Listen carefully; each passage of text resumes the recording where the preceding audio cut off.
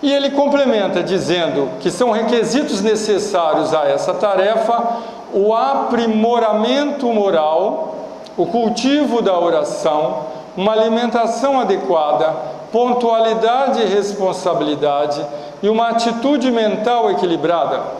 Então cabe igualmente àquele que se coloque na condição de ser parte deste veículo, ser medianeiro deste fluido, cuidar do seu próprio fluido e de sua reforma íntima e do seu processo, porque para que eu tenha uma atitude mental equilibrada, eu tenho que cuidar de mim, para me colocar na condição de apoiar a espiritualidade no cuidado do outro. Porque, na verdade, lembra lá na Gênesis, a espiritualidade pode também atuar no magnetismo espiritual. Mas se existe o magnetismo e se existe os passes humano e espiritual, é porque a condição do fluido humano, associado, como a Gênese diz, ao fluido, à qualidade do fluido espiritual, secunda ainda mais essa proposta.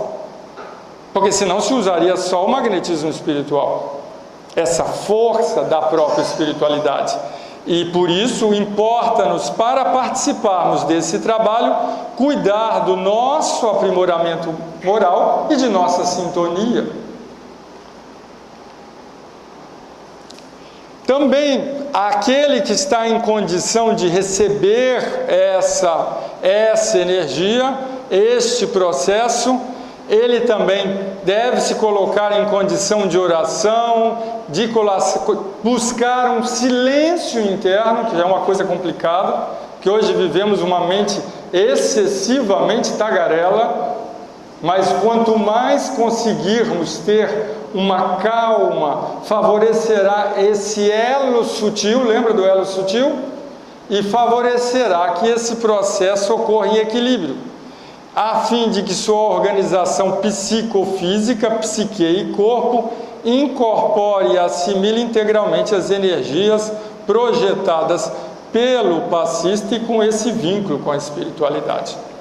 Então, só que quando nós, estudando as obras, começamos a entender que também era citado algo chamado de mediunidade curadora. Na própria Gênese, nós tínhamos uma área que falava, nós temos nos livros dos médiuns, nós temos essa citação do termo mediunidade curadora. André Luiz traz aí o médium passista, mas tinha algo, e começamos a estudar melhor sobre a mediunidade curadora. Lembrando que, como está aqui desde o chamamento do Cristo, curar deve ser entendido como um alívio que estamos, através desse fluido, dando à condição de desequilíbrio do outro. Pois a cura verdadeira vem da nossa autotransformação, vem da nossa verdadeira mudança, alterando verdadeiramente a condição do nosso ser. Mas esse trabalho trouxe à doutrina espírita grandes contribuições, tanto na compreensão, que muito foi favorecida pela toda a explicação da espiritualidade maior, como igualmente pela possibilidade de compreendermos melhor essas trocas fluídicas, de uma maneira que, conhecendo melhor a espiritualidade, ficou ainda muito mais compreensível, ficou ainda muito mais favorecido este trabalho, mas precisamos igualmente estudá-lo, e é isso que nos move junto aos nossos colegas, com o objetivo de aprofundar nesses estudos, que estão longe ainda de terminar, e que ainda precisamos estudar mais e mais, não é verdade?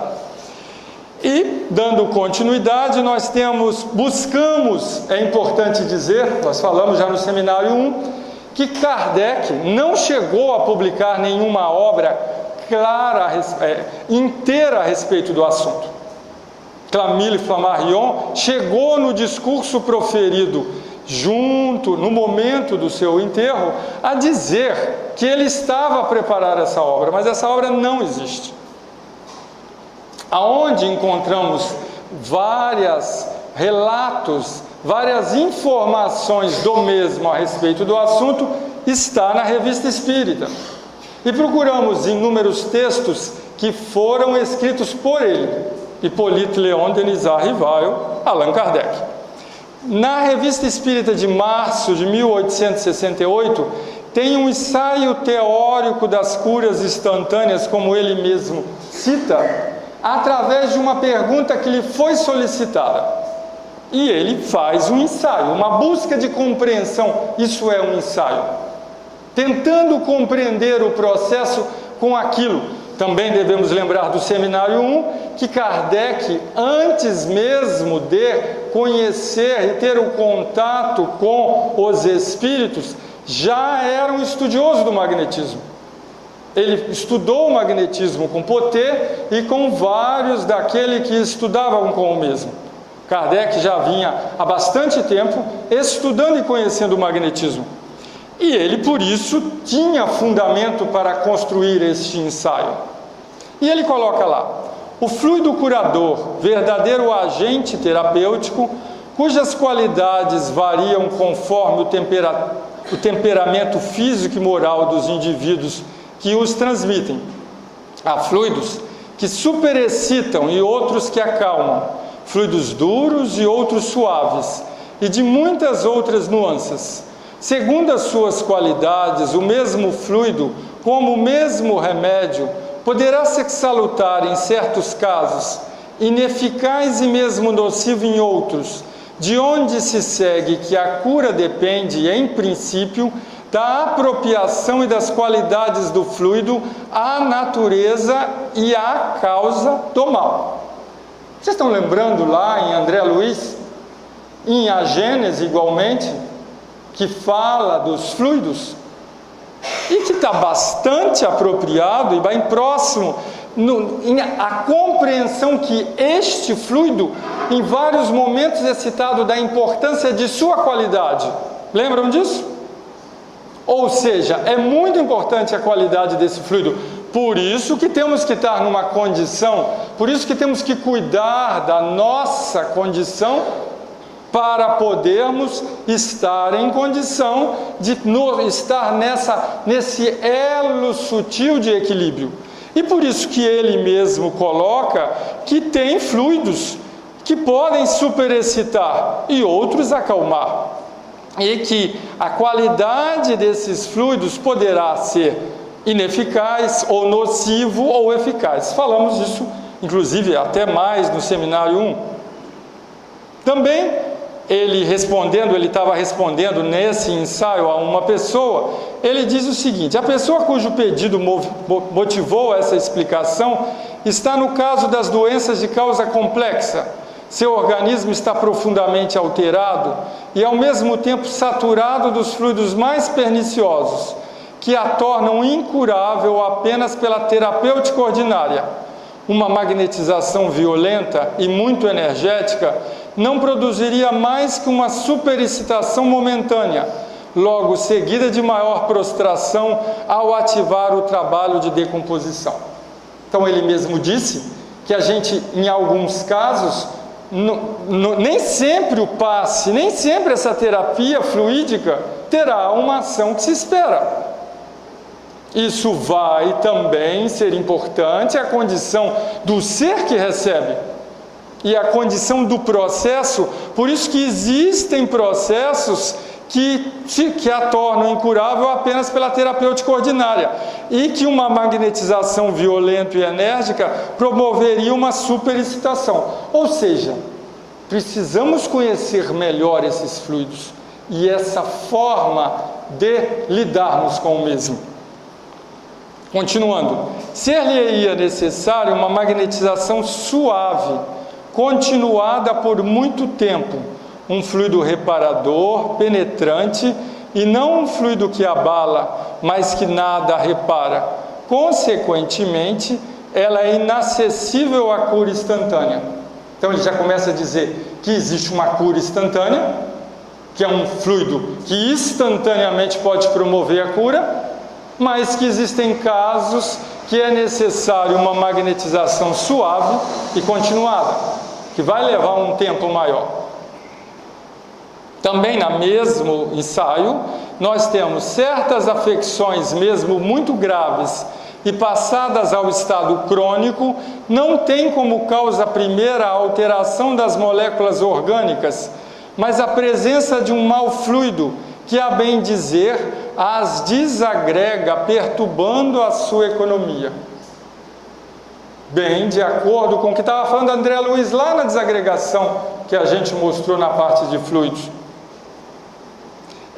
Em alguns casos, nós podemos ter, via corpo espiritual, absorvendo esta carga e transferindo para o corpo físico.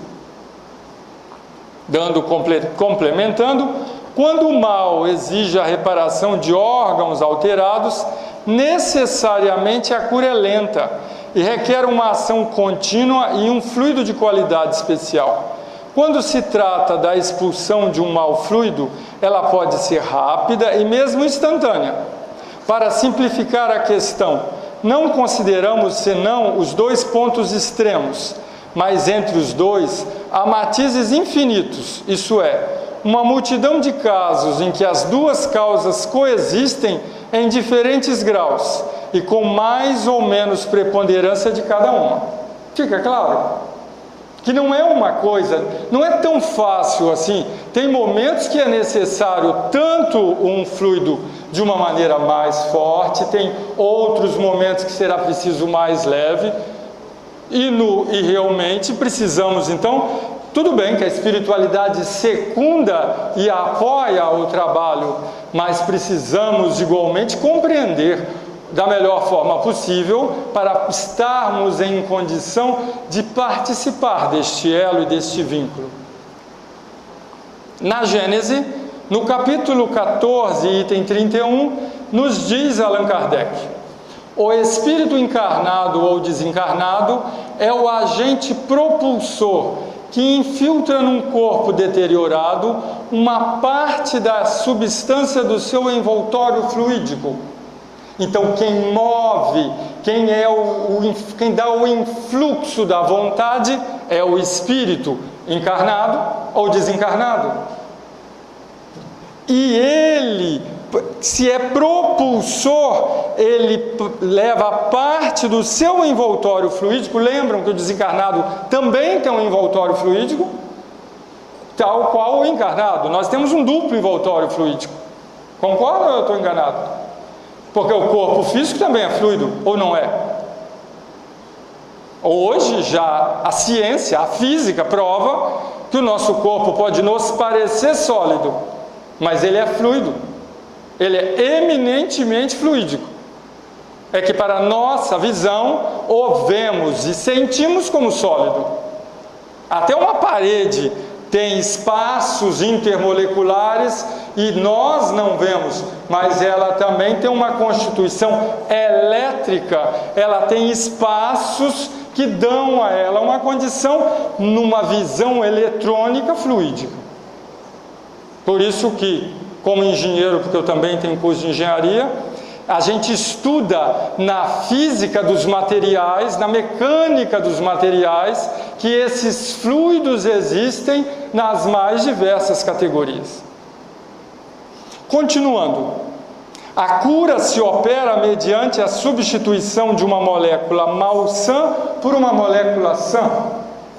Então existe uma troca entre a molécula malsã por uma molécula sã.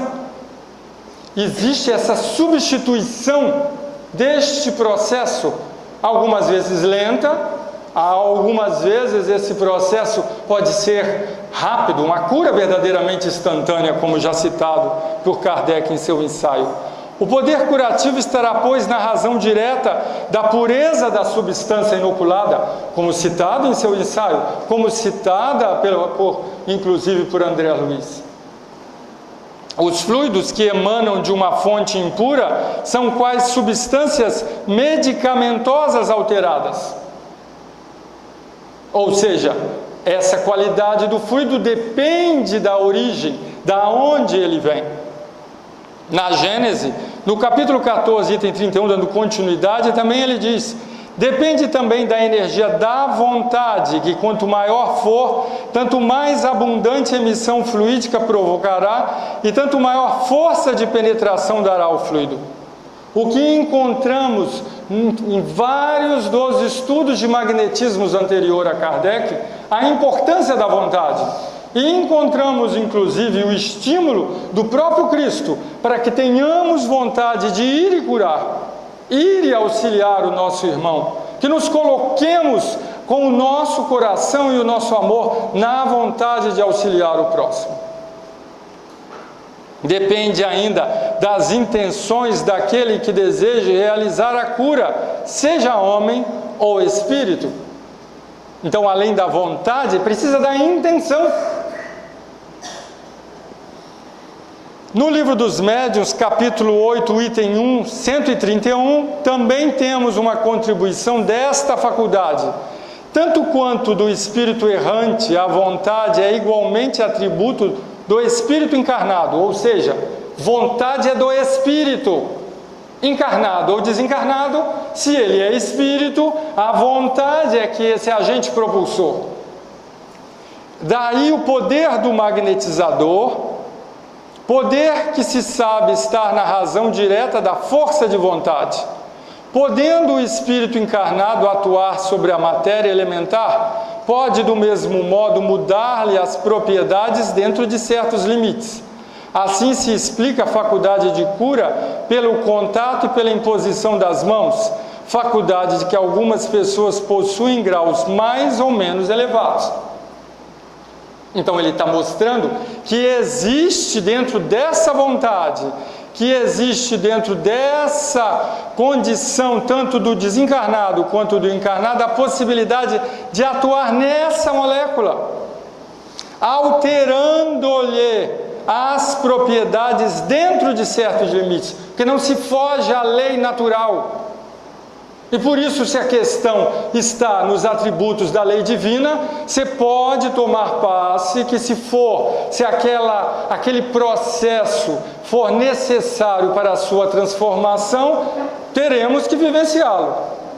Podemos ser apoiados no mesmo. Mas se faz necessário a ajuda da terapêutica médica, da terapêutica nos outros níveis. À vontade. É interessante que, além assim, a gente cita muito o efeito da dor como elemento de educação do espírito. Mas uma cura também pode ter um efeito transformador. Com toda certeza. Então, eu, apenas como ilustração, eu cito o meu caso. Alguns sabem, eu vivi há 8 anos atrás um processo que transformou profundamente a minha vida. E que eu agradeço à terapia fluídica. Porque eu fui muito ajudado pela terapia fluídica dessa casa. E não tenho dificuldade nenhuma em dizer isso. Através do acompanhamento que eu tive pela equipe do Dr. Hans, num momento em que eu estava extremamente fragilizado, e que essas pessoas muito me acolheram, fortaleceram o meu ser nas minhas fragilidades pessoais, para que eu pudesse ter uma intervenção cirúrgica num hospital por um neurocirurgião e que pudesse, assim, retirar do meu ser um tumor. E isso foi muito transformador para o meu ser. Apenas para colocar o meu relato pessoal na importância que um processo de ajuda, mas igualmente num processo em que mexe profundamente conosco, nos dá um termo chamado resiliência, que é hoje um termo da capacidade que o ser vai adquirindo de lidar com as dificuldades do seu caminho. E a resiliência se faz quando superamos as dificuldades do caminho, entre elas a dor, entre elas um processo cirúrgico. Mas nós podemos ser ajudados. E eu agradeço por ter sido ajudado pelo trabalho de terapia fluídica. E isso é um dos motivadores para estar aqui, ajudando e participando ativamente, pois igualmente fui ajudado por esse processo. E na Gênesis, no item 32 do capítulo 14, continuamos. São extremamente variados os efeitos da ação fluídica sobre os doentes. de acordo com as circunstâncias. Ou seja, cada circunstância pode promover um tipo de ação. Ou seja, cada caso terá um fluido, terá uma condição. O caso simplesmente que citei como exemplo pela pergunta do nosso irmão, vem da condição de quê? Que eu precisava de uma cirurgia. Eu podia tomar aqui um passe do jeito que fosse, o processo já estava instalado a tal nível que se fazia necessário um processo cirúrgico. E graças igualmente à eficácia, à perícia do neurocirurgião, que também agradeço a condição de ter sido melhorado. Então, de alguma forma, Kardec deixa isso muito claro nesse mesmo ensaio, que se quiserem conhecer na íntegra, aquele ensaio que a gente trouxe de março de 1868, ele fala que a terapia fluídica não vem para diminuir em nada a medicina, mas sim para complementá-la naquilo que pode secundar, e por isso apenas citamos o nosso caso. De outras vezes é rápida, como uma corrente elétrica. Há pessoas dotadas de tal poder que operam curas instantâneas em alguns doentes, ou seja, nem todos. Tem casos que o processo, como o próprio Kardec cita no ensaio, é mais complexo e tem que ter um acompanhamento determinado. Por meio apenas da imposição das mãos ou até exclusivamente por ato da vontade. Tem casos que não precisa nem tocar. Só em você orar para a pessoa, ela pode se sentir curada. Também ele cita do potencial da oração curadora. Tem curas que são feitas à distância. Por quê? Porque dependendo do caso, dependendo do fluido, dependendo dessas possibilidades, inúmeros processos, como disse Kardec, são inúmeros matizes na utilização desse processo que temos que compreender. No mesmo ensaio ele diz: quando o mal exige a reparação de órgãos alterados, necessariamente a cura é lenta e requer uma ação contínua de um fluido de capacidade especial. Quando se trata de uma expulsão de um mau fluido, ela pode ser rápida e instantânea. Isso aqui eu acho que eu já falei. Vamos continuar.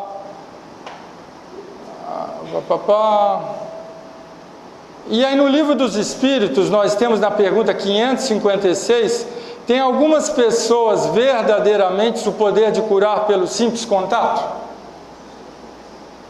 Isso está no Livro dos Espíritos.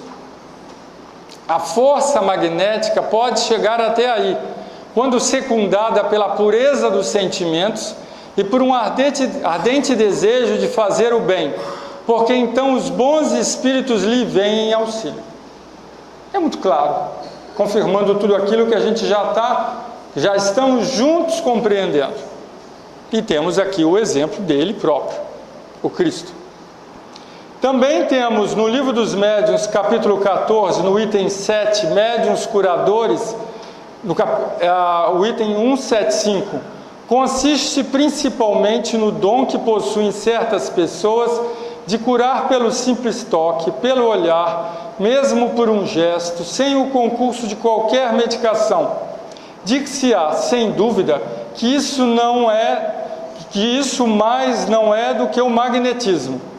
Evidentemente, o fluido magnético desempenha aí importante papel. Então, essa é a grande novidade que trazia com a compreensão dos espíritos Kardec.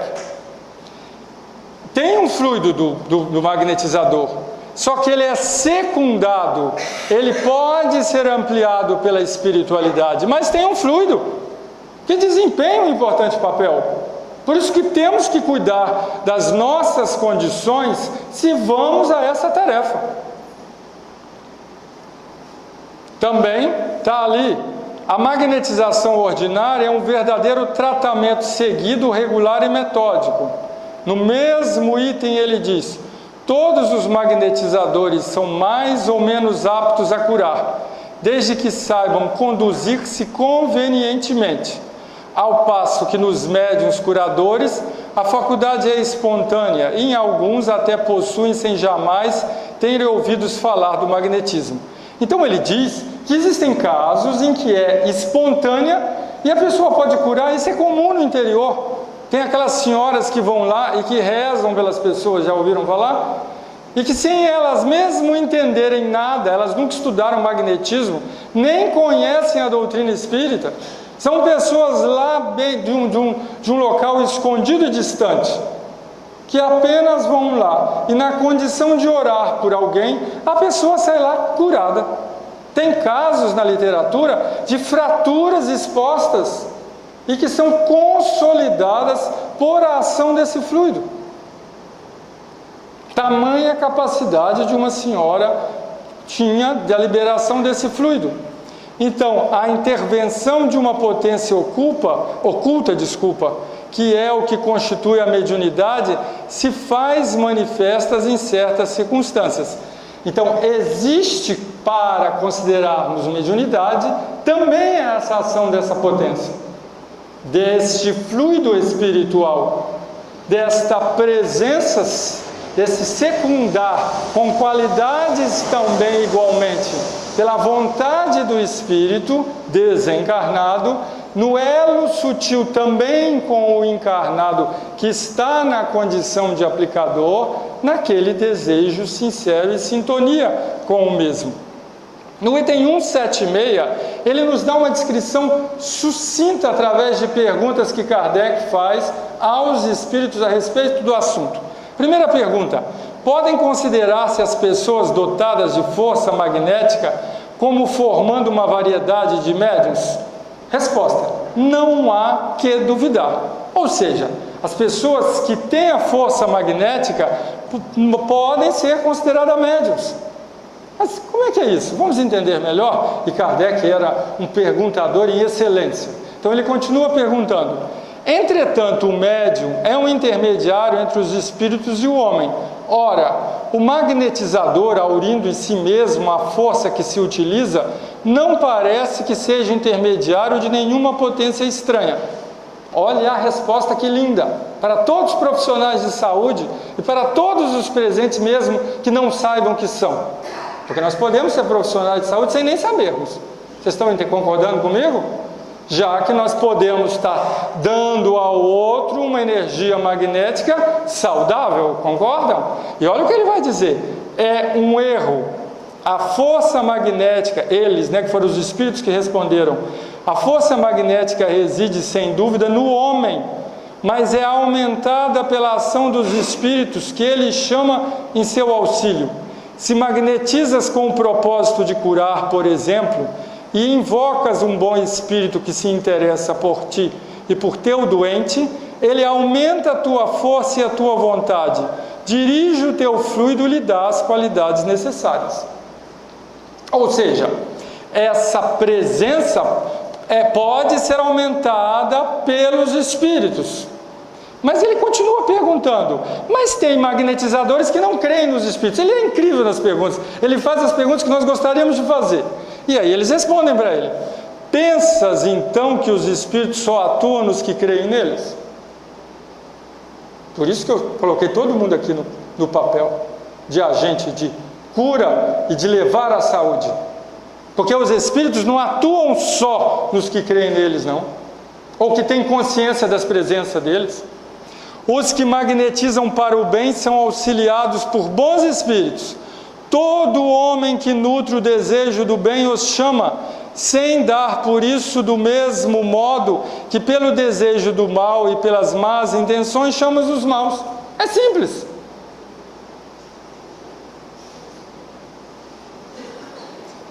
A quarta: agiria com maior eficiência aquele que, tendo força magnética, acreditasse na intervenção dos espíritos? Olha a resposta: faria coisa que considerarias milagre. Ele faz uma distinção em duas formas de se invocar os espíritos. Perfeitamente. Isso. Quando eu tenho essa intenção, eu melhoro o vínculo. Nós vamos mandar o PowerPoint para todos aqui presentes, desde que deixem o e-mail com a equipe. Está disponível para todo mundo, não precisa tirar foto. Mas se quiserem tirar foto, fiquem à vontade.